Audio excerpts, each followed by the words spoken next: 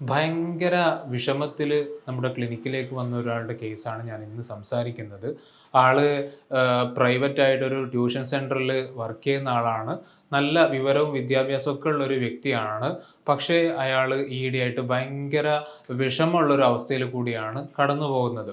അപ്പോൾ ഇയാൾ പറയാനൊക്കെ ഭയങ്കര ബുദ്ധിമുട്ടുണ്ടായിരുന്നു. അയാളുടെ വിഷയം എന്താണ് പ്രശ്നം എന്നുള്ളത് നമ്മൾ ചോദിച്ച സമയത്ത് കൗൺസിലറുടെ വരുന്നത് തന്നെ പ്രശ്നങ്ങൾ പറയാനാണല്ലോ.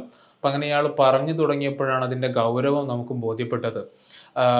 ഇയാൾ പറഞ്ഞൊരു വിഷയം എന്താണെന്ന് ചോദിച്ചാൽ,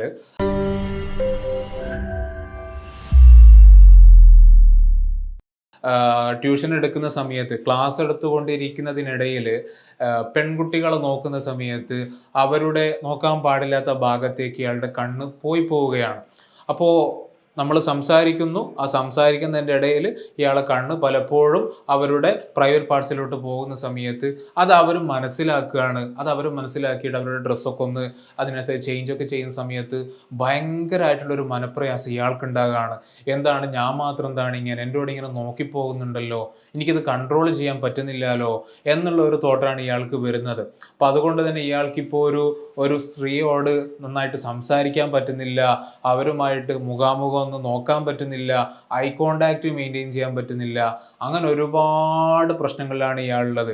അപ്പോൾ ഇയാളിങ്ങനെ ആലോചിക്കുന്ന നിലവിൽ ഇയാളുടെ ഒരു ആലോചന പോകുന്നത്, ഞാൻ ഈ ഈ ഒരു പരിപാടി ക്ലാസ് എടുക്കുക എന്നുള്ള കാര്യം തന്നെ ഉപേക്ഷിച്ചാലോ, വല്ല ഗൾഫിലോട്ടോ യൂറോപ്പിലോ പോയി വേറെ എന്തെങ്കിലും ബിസിനസ് എന്തെങ്കിലുമൊക്കെ തുടങ്ങിയാലോ, എന്നെക്കൊണ്ട് പറ്റുന്നില്ല സാറേ, ഒരുപാട് ഞാൻ ശ്രമിച്ചു നോക്കി, എന്നാലും ചില സമയത്ത് എന്താണ് എൻ്റെ കണ്ണ് വീണ്ടും അവരുടെ ആ ഒരു പാർട്സിലേക്ക് പോകുന്നു.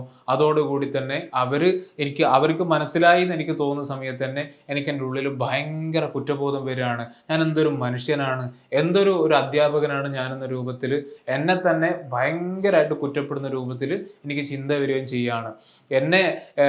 അയാൾ പറയുന്നത് അയാൾക്ക് എപ്പോഴും ഈ ഒരു കാര്യം ആലോചിച്ചിരിക്കാനേ നേരമുള്ളൂ. രാത്രിയാണെങ്കിലും പകലാണെങ്കിലും ഒക്കെ എപ്പോഴും മനസ്സിൽ അയാളുടെ ചിന്ത വരുന്നത് ഇതാണ്, ഞാൻ എന്താണ് ഇങ്ങനെ ആയിപ്പോയത്, എൻ്റെ കണ്ണെന്താണ് ഇങ്ങനെ നോക്കാൻ പാടില്ല സ്ഥലത്തേക്ക് പോകുന്നത്.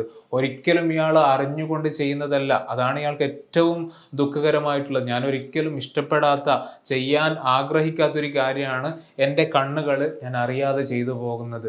അപ്പം അത് ഞാൻ ചെയ്യുന്നത് പോട്ടെ, അത് മറ്റുള്ള ആളുകൾ എന്നെക്കുറിച്ച് എന്ത് കരുതും എന്നുള്ളത്, അതാണ് എന്നെ സംബന്ധിച്ചിടത്തോളം ഭയങ്കര പ്രശ്നമാക്കുന്നത് എന്നാണ് അയാൾ പറഞ്ഞിട്ടുണ്ടായിരുന്നത്.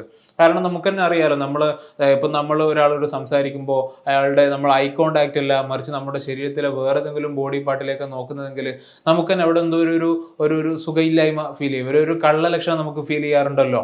ഇയാളെന്തൊരു മനുഷ്യനാണ്, എങ്ങോട്ടാണ് ഇയാൾ നോക്കുന്നത്, നമ്മളെ മനസ്സ് തോന്നും. അപ്പൊ ഇയാൾ എന്നോട് പറഞ്ഞത്, അപ്പൊ ഇതുപോലെയല്ലേ എന്നെക്കുറിച്ച് ഞാൻ ക്ലാസ് എടുക്കുന്ന എൻ്റെ സ്റ്റുഡൻസൊക്കെ എന്നെക്കുറിച്ച് ഇങ്ങനെയല്ലേ ചിന്തിക്കുന്നുണ്ടാവുക. അപ്പൊ അത് ഇയാൾക്ക് ഭയങ്കരമായിട്ടുള്ള മനപ്രയാസം ഉണ്ടാക്കുകയും ചെയ്യുന്നുണ്ടായിരുന്നു. അപ്പോൾ ഇയാൾക്ക് നിരന്തരം ഈ തോട്ടാണ്, ഞാൻ മാത്രം എന്താണ് ഇങ്ങനെ, എനിക്കെന്താണത് കൺട്രോൾ ചെയ്യാൻ പറ്റാത്തത്, ഏത് ഡോക്ടറെ അടുത്ത് പോയിട്ടാണ് ഞാൻ ചികിത്സിക്കേണ്ടത്, കണ്ണിൻ്റെ ഡോക്ടറെ അടുത്ത് പോയാലോ പ്രശ്നം തീരുമോ, അല്ലെങ്കിൽ വേറെ എന്തെങ്കിലും ഡോക്ടറെ അടുത്താണോ പോകേണ്ടത്, അങ്ങനെ ഭയങ്കര ഒരു കൺഫ്യൂസ്ഡ് ആയിരിക്കുന്ന ഒരു സമയത്താണ് ഇയാൾ ഇൻസ്റ്റഗ്രാമിൽ നമ്മുടെ വീഡിയോ കാണുന്നതും നമ്മുടെ ക്ലിനിക്കിലേക്ക് എത്തിപ്പെടുന്നതൊക്കെ. അപ്പോൾ വന്ന് പറഞ്ഞ് കാര്യങ്ങളൊക്കെ മനസ്സിലായപ്പോഴാണ് ഞാൻ അയാളോട് പറഞ്ഞു കൊടുത്തത്, ഇത് നിങ്ങൾ വിചാരിക്കുന്നത് പോലെ ഭയങ്കര ഒരു വിഷയമല്ല, മറിച്ച് വളരെ നോർമലായിട്ട് നമ്മൾ ഇഷ്ടംപോലെ ക്ലയൻസിൽ കാണാറുള്ള OCD ആണ് ഇതിൻ്റെ പിറകിലുള്ള വില്ലൻ. പക്ഷെ അതിൻ്റെ മാനിഫെസ്റ്റേഷൻ അത് നിങ്ങളിൽ ഈ രൂപത്തിലാണ് അത് പ്രതിഫലിക്കുന്നതെന്ന് മാത്രം.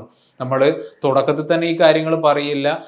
ക്ലയൻറ്റിന് കൊടുക്കേണ്ട തെറാപ്യൂട്ടിക് അലയൻസും ഇമോഷണൽ സപ്പോർട്ടും വാലിഡേഷനും ഒക്കെ കഴിഞ്ഞതിന് ശേഷമാണ് നമ്മൾ നല്ലൊരു സൈക്കോ എഡ്യൂക്കേഷൻ കൊടുക്കുമ്പോഴാണ് ഈ കാര്യങ്ങളൊക്കെ നമ്മൾ അവരോട് പറയുന്നത്. അല്ലാതെങ്കിലും പിന്നെ നമ്മളും സാധാരണ ഒരാളും തമ്മിൽ വ്യത്യാസമില്ല. ഇയാൾ മറ്റുള്ള ആളോട് ഈ വിഷയങ്ങൾ ചെറുതായിട്ട് സൂചിപ്പിക്കുമ്പോൾ അവർ പറയാ, എടാ നിനക്ക് തോന്നുന്നതാണ്, അതങ്ങനെ പ്രശ്നമൊന്നുമില്ല, അതൊക്കെ പതിയെ പതിയെ മാറിക്കോളും എന്നുള്ളതാണ്.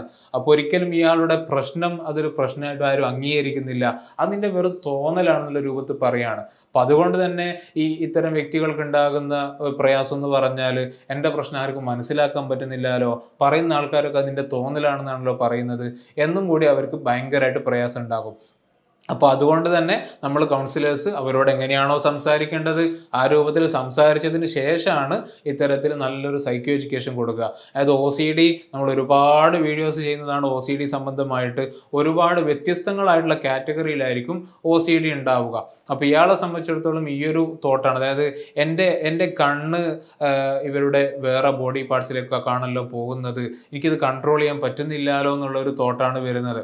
അപ്പോൾ ഇത്തരക്കാരെ സംബന്ധിച്ചിടത്തോളം ഇയാൾക്ക് ഈ ഒരു ചിന്ത എപ്പോഴും മനസ്സിലുണ്ടാകും. അപ്പോൾ ഏതെങ്കിലും ഒരു പെൺകുട്ടി ഇയാളുടെ അടുത്ത് വരുന്ന സമയത്ത് ഇയാൾ ഹൈപ്പർ വിജിലൻ്റ് ആയിരിക്കും. എൻ്റെ കണ്ണ് അങ്ങോട്ട് പോകുന്നുണ്ടോ എന്നതിനെ സംബന്ധിച്ച് ഇയാളുടെ ബ്രെയിനിൽ ഹൈപ്പർ വിജിലൻസ് ഓൾറെഡി അവിടെ കിടക്കുന്നുണ്ടാകും. എപ്പോഴും ഇയാൾ ചിന്തിക്കുന്നുണ്ടാകുക എൻ്റെ കണ്ണ് പോകുന്നുണ്ടോ എന്നത് ശ്രദ്ധിക്കണം എന്നാണ്. അതേപോലെ ബ്രെയിൻ എപ്പോഴും കൊടുക്കുന്ന ഒരു സജഷൻസ് എന്ന് പറഞ്ഞാൽ അങ്ങോട്ട് നോക്കരുത്, കണ്ണിൽ തന്നെ നോക്കണം എന്നുള്ളതാണ്. അപ്പോൾ നമ്മൾ എന്താണോ ബ്രെയിനിന് കൊടുക്കുന്ന സജഷൻസ് പലപ്പോഴും ബ്രെയിന് നേരെ അത് ഭയങ്കര ഇമ്പോർട്ടൻ്റ് ആയിട്ട് മനസ്സിലായിട്ട് അങ്ങോട്ട് തന്നെ ആയിരിക്കും ബ്രെയിന് നമ്മളെ ഇത് കൊടുക്കുക. ഇപ്പം ഇയാൾ നോക്കരുത് എന്ന് പറയുന്നിടത്തേക്ക് തന്നെയാണ് ഇയാൾ പലപ്പോഴും നോക്കി പോകുന്നുണ്ടാവുക. അപ്പോൾ സ്ഥിരമായിട്ട് ഈ ബ്രെയിൻ ഈ സജഷൻ കൊടുക്കുന്ന സമയത്ത് ബ്രെയിൻ ഇത് ഭയങ്കര ഒരു ഇമ്പോർട്ടൻ്റ് ആയിട്ടുള്ള കാര്യമായിട്ടായിരിക്കും മനസ്സിലാക്കുക. അതേപോലെ അതിനോടനുബന്ധിച്ചുള്ള ചിന്തകൾ അതും ഇയാളെ സംബന്ധിച്ചിടത്തോളം ഭയങ്കര വിഷയമായിട്ടായിരിക്കും ഇയാളുടെ തലയിലുണ്ടാവുക. അപ്പോൾ മൊത്തത്തിൽ പറഞ്ഞാൽ ഈ ഒരു സാധാരണ മനുഷ്യന്മാരൊക്കെ നോക്കി പോകാറുണ്ട് ചിലപ്പോഴൊക്കെ, പക്ഷെ ഒരിക്കലും നമ്മൾ മനഃപൂർവ്വം നോക്കില്ല. നമ്മുടെ ഒരു ഡീസൻസിയുടെ ഭാഗമാണ്, നമ്മൾ ആ ഒരു വ്യക്തിയെ റെസ്പെക്ട് ചെയ്യുന്നതിൻ്റെ ഭാഗമാണ് അതൊക്കെ. അപ്പോൾ എപ്പോഴെങ്കിലും നോക്കി പോകുന്ന ഒരു വിഷയമായിരിക്കും ഉണ്ടാകുക. പക്ഷെ ഇയാളെ സംബന്ധിച്ചിടത്തോളം അങ്ങനെയുള്ള 1, 2, 3 ഇൻസിഡൻസ് എടുത്ത് വെച്ചിട്ടാണ് ഇയാൾ ഇത്രയും വലിയൊരു രൂപത്തിൽ ചിന്തിക്കാൻ തുടങ്ങിയത്, ഇതിനെ ഭയങ്കര ഒരു പ്രശ്നവൽക്കരിക്കുകയും ചെയ്തത്. അപ്പോൾ അതിൻ്റെ ഒരു ആഫ്റ്റർ ഇഫക്ട്സ് എന്ന് പറഞ്ഞാൽ ഞാൻ മാത്രം എന്താണ് ഇങ്ങനെ ആയിപ്പോയത്, എനിക്ക് മാത്രമാണല്ലോ ഈ ഒരു പ്രശ്നം എന്നുള്ള രൂപത്തിൽ ഭയങ്കര ഒരു ഡിപ്രസീവായിട്ടുള്ള ഒരു തോട്ട് പ്രോസസ്സിലേക്കൊക്കെയാണ് ഇയാൾ എത്തിപ്പെട്ടത്. അപ്പോൾ നമ്മൾ OCDയുടെ സാധാരണ നമ്മൾ പറഞ്ഞു കൊടുക്കുന്ന കാര്യങ്ങളൊക്കെ കൃത്യമായിട്ട് ഇയാൾക്ക് പറഞ്ഞു കൊടുത്തു. ഇത് ഒബ്സഷനാണ്. ഈ ഒരു ഒബ്സഷൻ എപ്പോഴും ഈ തോട്ട് റിപ്പീറ്റഡ് ആയിട്ട് ഇങ്ങനെ നിങ്ങളുടെ മനസ്സിലേക്ക് വരികയാണ്. അപ്പോൾ ഈ ഒബ്സഷൻ ഉണ്ടാകുന്ന സമയത്ത് അതിൻ്റേതായിട്ടുള്ള ആങ്സൈറ്റി രൂപപ്പെടുന്നു. ഈ ഒബ്സസീവ് ആങ്സൈറ്റി കുറക്കാൻ വേണ്ടിയിട്ട് നിങ്ങൾ ചെയ്യുന്ന കുറച്ച് കമ്പൽസീവ് ആക്ഷൻസ്, അപ്പോൾ അതിൽ പെട്ടതാണ് ഇപ്പോൾ ഇയാൾ ഒരുപാട് ട്യൂഷൻ സെൻറ്ററിൽ ക്ലാസ് എടുത്തുകൊണ്ടിരിക്കുന്ന ആളാണ്. ഇപ്പോൾ അതൊക്കെ വെട്ടി കുറച്ചു. ഇപ്പോൾ 1, 2 ട്യൂഷൻ സെൻറ്ററിൽ പേരിന് മാത്രം എന്താണ് ക്ലാസ് എടുക്കുന്നുണ്ടോ, ആ ക്ലാസ് എടുക്കുന്നുണ്ട്, ജോലിയൊക്കെ വേണമല്ലോ, അപ്പോൾ ആ നിലക്ക് മാത്രമാണ് ഇയാളിപ്പോൾ ഇവിടെ വർക്ക് ചെയ്യുന്നത്. അപ്പോൾ അത് തന്നെയും കുറച്ചിട്ട് ഈ ഒരു കരിയർ തന്നെ വിട്ടാലോ എന്നാണ് ആലോചിക്കുന്നത്. അപ്പോൾ എന്തിനു വേണ്ടിയിട്ടാണ് ഈ ഒരു തോട്ട് ഇങ്ങനെ മനസ്സിൽ വരുന്നു, ഈ തോട്ട് മനസ്സിൽ വരുന്നതിൻ്റെ ഭാഗമായിട്ട് ഇയാൾക്ക് കരിയർ തന്നെ വിട്ടാലോ എന്ന് ഇവർ ആലോചിക്കുകയാണ്. അപ്പോൾ ഇതൊക്കെ ഇയാൾ ചെയ്തു വരുന്ന കമ്പൽസീവ് ആയിട്ടുള്ള കാര്യങ്ങളാണ്. അതേപോലെ തന്നെ അവോയ്ഡൻസ് ബിഹേവിയറും നന്നായിട്ടുണ്ട്.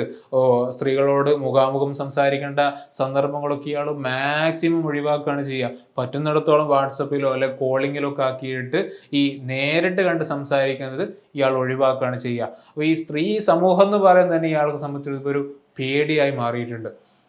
അപ്പം ഇതൊക്കെ പറഞ്ഞ കൂട്ടത്തിലാണ് അയാൾ പറഞ്ഞത്, സാറേ ഞാൻ എൻ്റെ ഒരു ടീനേജ് കാലത്തൊക്കെ, ഇപ്പോൾ ഇയാൾ മാരീഡ് ആണ് കേട്ടോ, ടീനേജ് കാലത്തൊക്കെ അത്യാവശ്യം ഫോൺ വീഡിയോസൊക്കെ കാണാറുണ്ടായിരുന്നു. ഒരുപാട് സമയം ഒരു അഡിക്ഷൻ എന്നുള്ള രൂപത്തിൽ തന്നെ അത് ഉണ്ടായിരുന്നു. ചിലപ്പോൾ അതുകൊണ്ടൊക്കെ ആയിരിക്കുമോ അങ്ങനെയുള്ള ഒരു സംശയം ഇയാൾക്ക് ശക്തമായിട്ടുണ്ട്.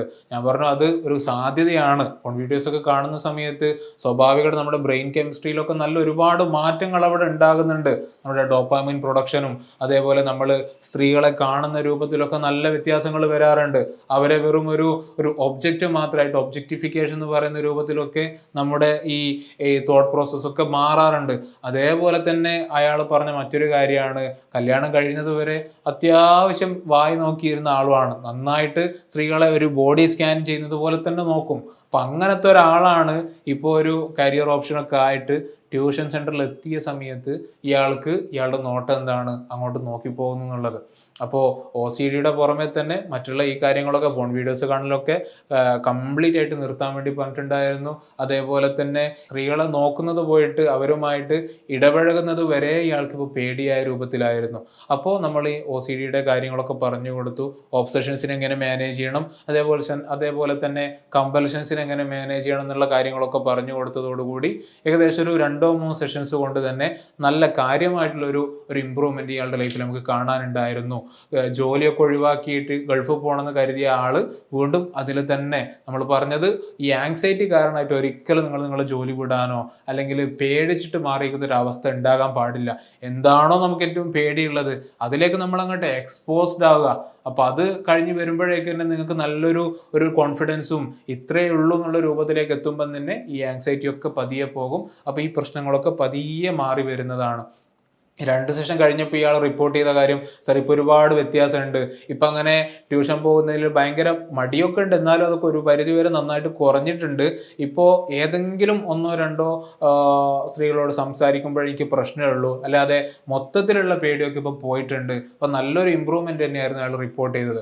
അപ്പോൾ ഇത്തരത്തിലൊക്കെ ആങ്സൈറ്റി കൊണ്ട് OCD കാരണമായിട്ട് ബുദ്ധിമുട്ടുന്ന ഒരുപാട് പേരെ നമുക്ക് കാണാനുണ്ടാകും. അപ്പം അത്തരക്കാർക്കൊക്കെ നല്ലൊരു ഉപകാരമായിരിക്കും നമ്മുടെ ഒരു വീഡിയോ എന്ന് മനസ്സിലാക്കുന്നു. ഏതായാലും അടുത്തൊരു ടോപ്പിക്കായിട്ട് നമുക്ക് വീണ്ടും കാണാം. Good bye.